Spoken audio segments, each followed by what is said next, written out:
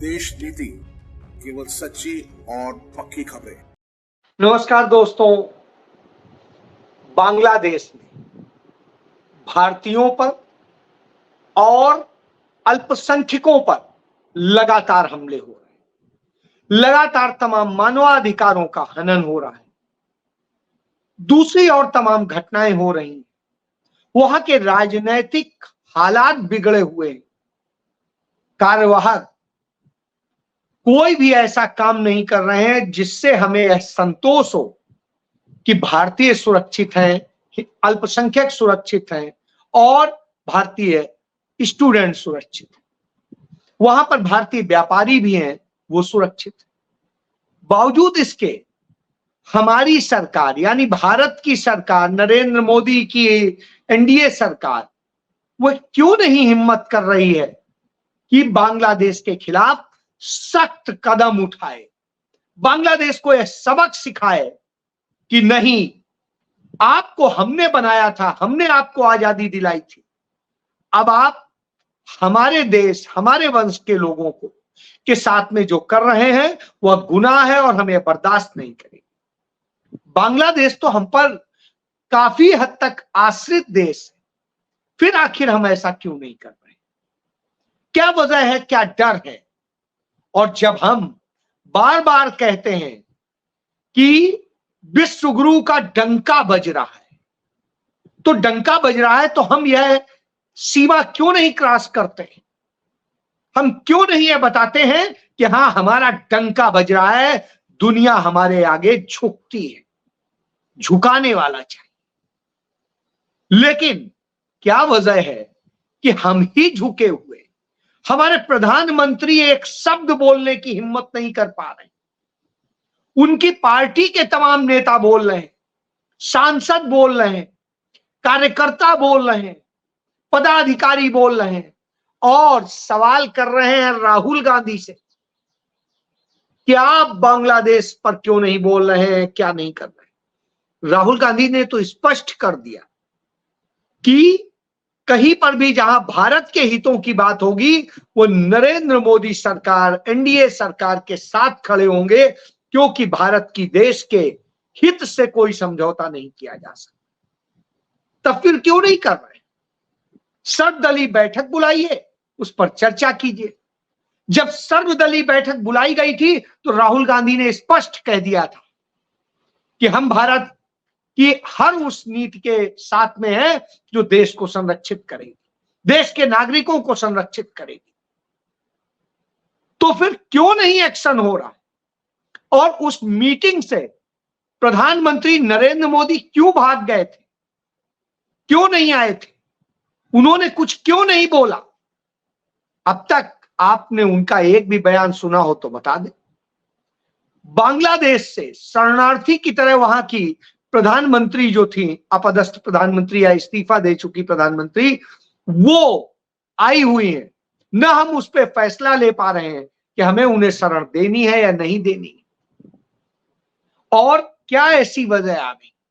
इन सारी वजहों को लेकर के निश्चित रूप से चर्चा होती है, क्योंकि बार बार यह दर्शाया जा रहा है कि वहां हिंदुओं पर हमला हो रहा है, वहां सनातनियों पे हमला हो रहा है, मंदिरों पे हमला हो रहा है। वहां पर करीब 600 लोगों की हत्याएं हो चुकी हैं। उन 600 हत्याओं में से वैसे हिंदुओं की संख्या बहुत थोड़ी सी है, नगण्य है जिसे कह सकते हैं।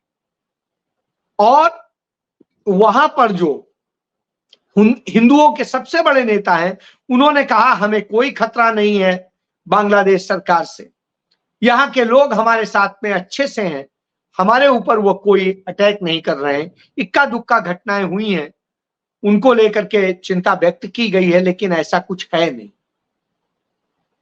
दूसरी तरफ भारत के अंदर कहा जाता है कि इतनी ज्यादा घटनाएं हो रही, ऐसा हो रहा है, तो जब यह सारी बातें बताई जाती हैं तो इस पर चर्चा क्यों नहीं हो रही? प्रधानमंत्री ने अब तक एक्शन क्या लिया है यह भी नहीं पता चल रहा है। तो प्रधानमंत्री का एक्शन ना पता हो, स्वाभाविक सी बात है, दुख की बात है, क्योंकि हमारे पड़ोस के यदि हम देशों की बात करें, पाकिस्तान हमारा जन्म से दुश्मन है। वो हमारे साथ मित्रता सिर्फ चंद मुद्दों को लेकर के करता है जो उसके स्वार्थ के हैं या हमारे उससे, शेष कुछ नहीं। दूसरी चीज, मालदीव जब से वहां पर मुइज्जू राष्ट्रपति बने हैं उस समय से उसने भारत विरोधी रुख अपनाया है और वो चाइना के साथ खड़ा है। पाकिस्तान भी जो कभी चाइना के साथ नहीं खड़ा होता था, अब वो चाइना के साथ खड़ा है। स्थिति उसके अलावा भी हो जाती है। श्रीलंका सदैव हमारे साथ खड़ा होता था, अब वो बटा हुआ है। 60% वो चाइना का सपोर्ट कर रहा है, 40% कुछ मुद्दों में जहां उसे लाभ चाहिए होता है तब भारत से बात करता है, अन्यथा नहीं करता है। तो यह स्थिति है। नेपाल की भी कमोबेश यही स्थिति है।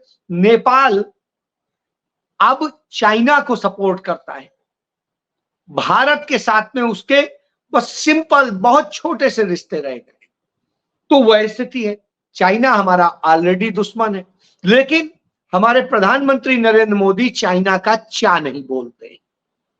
आज तक चाइना ने जितनी हमारी जमीनें कब्जा की, अपने बॉर्डर पर अपने गांव बसा लिए, सब कुछ किया, पुल बना लिया पेंगोंग झील पे और सब सारा करने के बाद हमारे 20 सैनिक मार डाले, फिर भी प्रधानमंत्री के मुंह से चीन का चा नहीं निकला।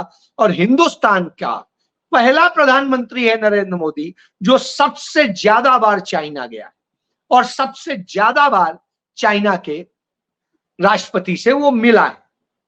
इसके अलावा आप देख लें कि जो दूसरे और म्यांमार है, म्यांमार में सैन्य शासन चल रहा है और वहां पर भी लगातार चाइना पूरी तरीके से घेरे हुए और सब कुछ है। तो चारों तरफ से हमारी स्थिति ये, बावजूद इसके बांग्लादेश एक हमारे साथ होता था, भूटान हम पर आश्रित है लेकिन अब वो भी चाइना के साथ में करीबी बना चुका है। तो भूटान जो हम पर आश्रित है वहां पर भी जो गतिविधियां बढ़ रही चाइना की, हम नहीं बोल पाते हैं, वहां की सरकार से हम इसके लिए स्ट्रांगली नहीं कह पाते, जबकि उसकी इतनी हिम्मत भी नहीं है। और बांग्लादेश की स्थिति बता दी, क्या वजह है? जब मैंने इस वजह को तलाशा तो वजह मिली एकमात्र, हम दो हमारे दो, जो राहुल गांधी बार बार कहते हैं। नेता प्रतिपक्ष बार बार यह बताते हैं, सबूतों के साथ बताते हैं कि नरेंद्र मोदी सरकार असल में हम दो हमारे दो वाली, और उसमें भी उसका सबसे पक्का याराना गौतम अडानी से। वही गौतम अडानी जो जब नरेंद्र मोदी 2002 में गुजरात के मुख्यमंत्री बने तब से वो दिन दूना रात चौगुना बढ़ने लगा, और बढ़ते बढ़ते बढ़ते ये हुआ कि जब वो प्रधानमंत्री बने उसके बाद में तो वो हवा में चलने लगा, रॉकेट की स्पीड से भागने लगा। क्योंकि जब नरेंद्र मोदी मुख्यमंत्री थे तो उनके निजी कार्यक्रमों, चुनाव, दूसरी सब चीज के लिए अडानी का ही विमान इस्तेमाल होता था। उनका अपना निजी विमान बिल्कुल फ्रीक्वेंटली ऐसे इस्तेमाल करते थे जैसे टैक्सी इस्तेमाल करते, उसी से पूरा चुनाव लड़ा गया था। फंडिंग और दूसरी तमाम चीजें आती हैं। बहरहाल तो अडानी ने बड़ा साथ दिया है उनका भारतीय जनता पार्टी की सरकार बनने, तो स्वाभाविक सी बात, देश से बड़े अडानी हो जाते हैं। यही वजह है कि अडानी के खिलाफ हिंडनबर्ग की तमाम रिपोर्ट्स आई, हर रिपोर्ट में तथ्य मौजूद है, सबूत मौजूद, बावजूद इसके आज तक उस पर न कोई कार्रवाई हुई, न नरेंद्र मोदी की हिम्मत हुई कि वो उनका नाम ले सके। नाम लेने की हिम्मत नहीं होती है, और जब वो सामने आते हैं तो नरेंद्र मोदी झुक के उनके आगे नतमस्तक हो जाते। यह स्थिति पहली बार ऐसा हो रहा है कि कोई व्यापारी प्रधानमंत्री की पीठ थपथपाता है। राहुल गांधी ने कहा था नरेंद्र मोदी अडानी के सेवक हैं, यानी शुद्ध उसमें बोले कि अडानी के नौकर। आज यह बात साबित हो गई जब हिंदुत्व का नाम लेकर के भारतीय जनता पार्टी राजनीति करती है। तो हिंदुओं पर होते अत्याचार पर इसलिए बांग्लादेश में नहीं बोलती है। क्यों? क्योंकि बांग्लादेश में अडानी के व्यापारिक रिश्तों और व्यापारिक हितों को संरक्षित करना होता है। यदि भारत सरकार बांग्लादेश के खिलाफ कुछ भी बोलेगी तो उसका नुकसान अडानी को उठाना पड़ेगा। इसलिए नरेंद्र मोदी एक शब्द नहीं बोले, आज तक नहीं बोले। राहुल गांधी ने तो खुलकर बोला, जमकर बोला, मीटिंग में सवाल भी किए, किसी के पास कोई जवाब नहीं था। विदेश मंत्री इधर उधर की बातें करते रहे। यह स्थिति थी सर्वदलीय बैठक में।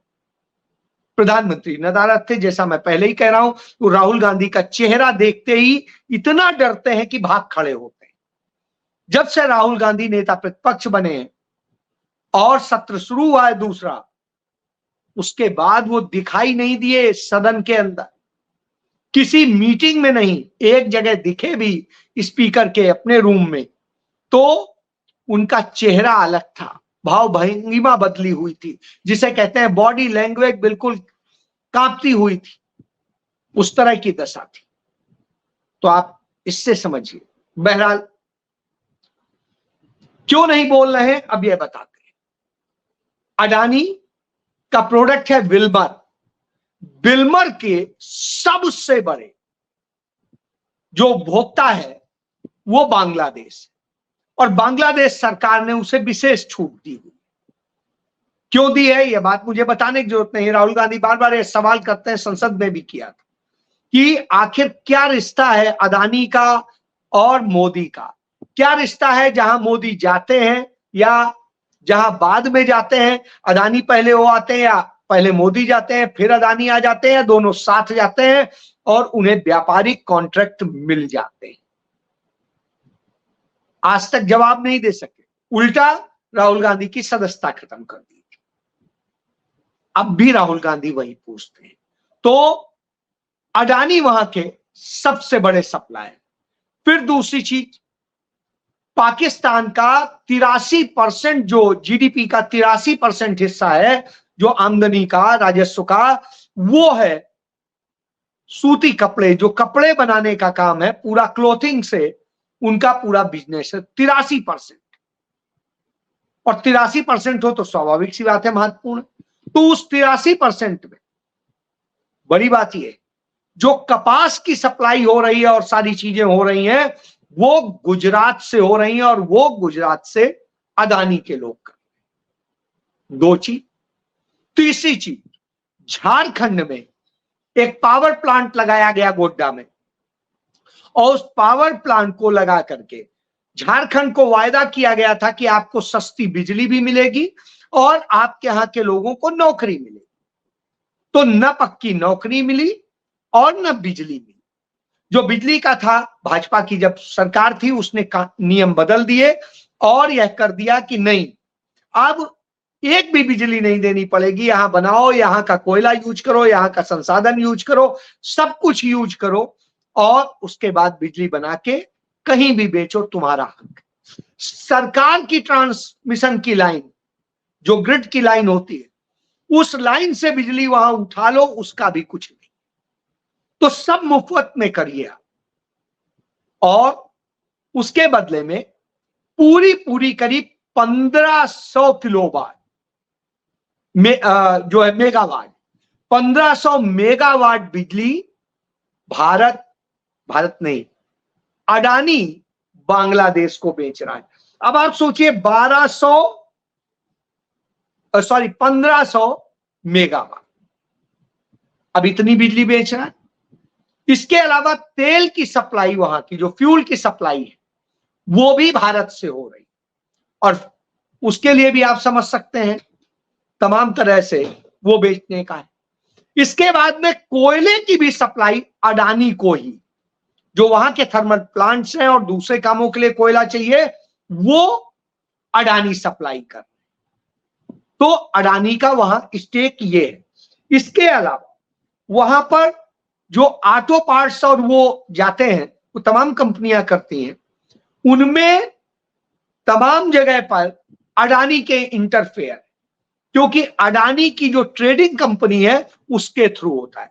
तो अडानी पावर भी हो गया, वहां यूज कर रहा है, अडानी बिल्मर यूज हो रहा है और अडानी एनर्जी यूज हो रहा है। इसके बाद में जो तमाम बड़े ब्रांड भी हैं, आप ये जान लीजिए, चाहे जारा हो चाहे एचएम हो, ये ऐसे ब्रांड का जो उत्पादन होता है वो होता है बांग्लादेश, लेकिन उसके लिए जो माल सप्लाई होता है वो अडानी के थ्रू होता है। वो गुजरात और इधर से जाता है हिंदुस्तान से और वो बांग्लादेश जाता है। तो उस ट्रेडिंग में भी जो राहुल गांधी कहते हैं कि इन्होंने जो धंधा किया है या नहीं किया है, जिसका कोई एक्सपीरियंस नहीं है, वो भी धंधा इन्हीं के थ्रू हो रहा है। तो इनकी ट्रेडिंग कंपनियां हैं जो सब्सिडरी है और दूसरी है वो कर रही, तो इनकी तमाम सिस्टर कंसर्न है, या आप समझ सकते हैं जो सेल कंपनियां हैं उनके थ्रू हो रहा है।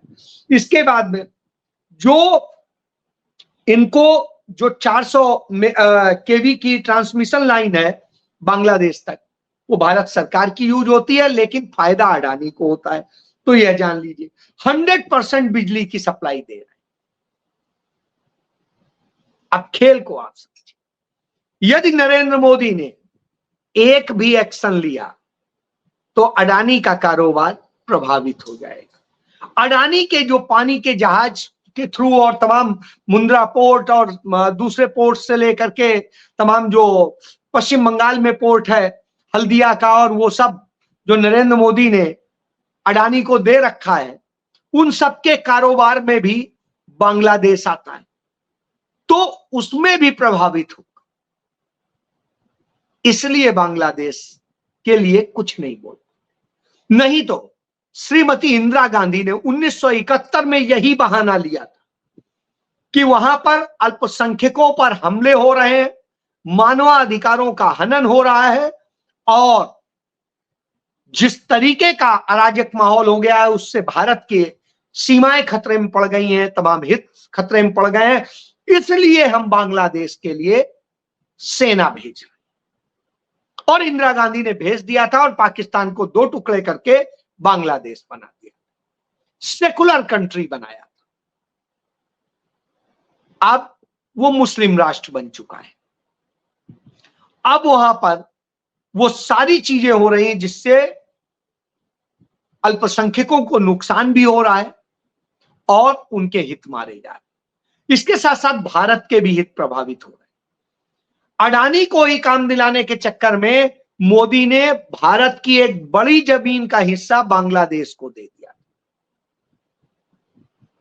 तो आप इससे समझ सकते हैं क्यों नरेंद्र मोदी डर रहे हैं एक्शन लेने पे बांग्लादेश। और यही वजह है कि सारे अत्याचार के बाद वो कुछ नहीं बोल पा रहे हैं। यह स्थिति। एक और चीज कहूंगा, हिंडनबर्ग बार बार रिपोर्ट्स देता रहा है और उनमें अडानी ही टारगेट रहे हैं। अडानी सीमेंट्स की बात कर लेते हैं, उन्होंने सबसे बड़े भारत के सीमेंट के उत्पादक बन गए क्योंकि सारी कंपनियों पे उन्होंने एकाधिकार कर लिया। उनके जरिए बांग्लादेश को सीमेंट भी सप्लाई हो, तो बांग्लादेश के लिए अडानी के बिजनेस में बहुत बड़ा महत्व। तो यही वजह है कि नरेंद्र मोदी एक शब्द नहीं बोल सकते, क्योंकि शायद वो गौतम अडानी के जीएम के थ्रू के जरिए या उनके कार्यकारी की तरह से काम कर रहे हैं, और उनके कार्यकारी की तरह से काम कर रहे हैं तो उनकी हिम्मत नहीं है कि बांग्लादेश को कोई सबक सिखा सके और कह सके कि हमारे लोगों पर अत्याचार बंद कर, नहीं तो हमारी बीएसएफ खड़ी हुई है, भेजते हैं और फिर सेना भेज देंगे, हम संभाल लेंगे, हम शांति स्थापित कर लेंगे। यह बताता है कि भारत इसीलिए डरा हुआ घूम रहा है, और यही वजह है कि संयुक्त राष्ट्र संघ में भी भारत मजबूती से बांग्लादेश के खिलाफ कुछ नहीं बोल पाया। संयुक्त राष्ट्र संघ ने जरूर कहा, भारत ने बांग्लादेश की शिकायत नहीं की। यह बता रहा है कि नरेंद्र मोदी कितने कायर प्रधानमंत्री हैं यह दिख जाता है। और वो सिर्फ अडानी के नौकर हैं, उनके लिए काम करते हैं, उनके फायदे के लिए काम करते हैं। और जो उनके खिलाफ बोलता है, अडानी के खिलाफ बोलता है, उसके खिलाफ तमाम एक्शन हो जाते हैं। उदाहरण, महुआ मोइत्रा, सदस्यता खत्म कर दी गई थी लोकसभा की, बर्खास्त कर दिया गया था। राहुल गांधी बोले थे, उनको सजा करा दी गई थी अदालत से, गुजरात की कोर्ट से, और लगातार उन पर हमले होते हैं। तो राहुल गांधी पे हमले होंगे, लेकिन अडानी पर जो बोलेगा वो बख्शा नहीं जाएगा। इसलिए बांग्लादेश प्यारा है, इसीलिए चीन प्यारा है, क्योंकि चीन से भी सबसे ज्यादा व्यापार हो रहा है। आज की डेट में 67% भारतीय विदेशी सामान इस्तेमाल कर रहे हैं, क्योंकि भारत में इसी कारण से उत्पादन घटा दिया गया है। चाइना को फायदा देंगे तभी चाइनीज तमाम सारी कंपनियां जो अडानी के थ्रू रन करती हैं वो रन करेंगी और मुनाफा अडानी को मिलेगा। जी हां, यही धंधा चल।